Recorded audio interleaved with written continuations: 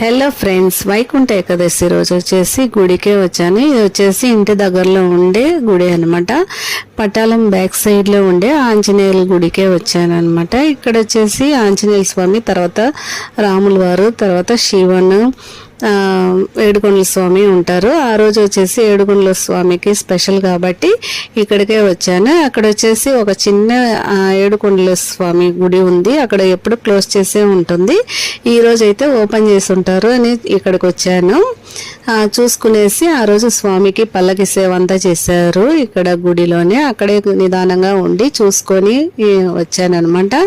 ఇంటికి వచ్చి దాయబస్సులు ఆ రోజు స్పెషల్ కదా, దాయబస్సులు ఆడుకొని పడుకున్నాము. ఇక్కడ వచ్చేసి చిన్నప్పుడంతా ఈ ఏనుగుల పైన కూర్చోవడానికే ఈ గుడికి వస్తాము. చాలా గుర్తొచ్చింది ఆ రోజు వచ్చేసి.